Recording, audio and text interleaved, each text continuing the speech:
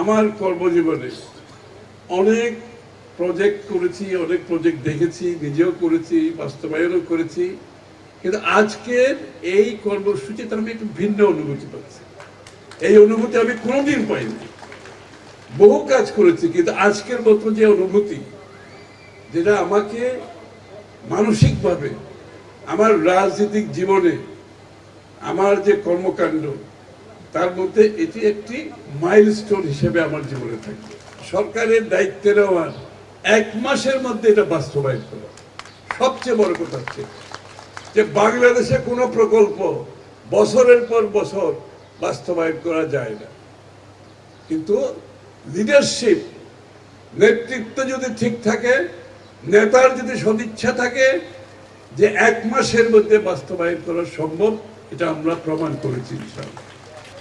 এবং এর জন্য আমাদের ডিসি সাহেব সহ সরকারি কর্মকর্তারা যারা এই কাজটি করেছে, এত কম সময়ের মধ্যে দিন রাত খেটে, আমি তাদের কাছে কৃতজ্ঞতা প্রকাশ করছি, তাদেরকে অভিনন্দন জানাচ্ছি। কারণ সরকারি কর্মকর্তাদের সবাই সবসময় দোষারোপ করে, বলে ওদের জন্য কিছু হয় না, ওরা কাজ করে না, ওরা জনগণের সাথে সম্পৃক্ত না।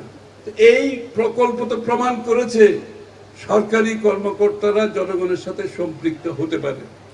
এই প্রকল্প প্রমাণ করেছে সরকারি কর্মকর্তা এবং রাজনীতিবিদ, রাজনৈতিক কর্মী, সমাজকর্মী সবাই মিলে ঐক্যবদ্ধভাবে কাজ করলে ফল কি হয়, মাত্র 2 সপ্তাহের মধ্যে এটা প্রমাণিত হয়েছে।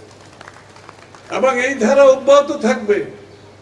আমি আপনাদের বলতে চাই, তারেক রহমান সাহেবের যে কল্যাণকর রাষ্ট্রের চিন্তা, এটা কিন্তু প্রথম পদক্ষেপ। যে কল্যাণকর রাষ্ট্র, একটি রাষ্ট্রের সুফল শুধু কিছু উপরের মানুষ পাবে আর বাকি লোকগুলো বঞ্চিত হবে, এই ধরনের অর্থনীতি বাংলাদেশে আমরা চলতে দেব না ইনশাআল্লাহ।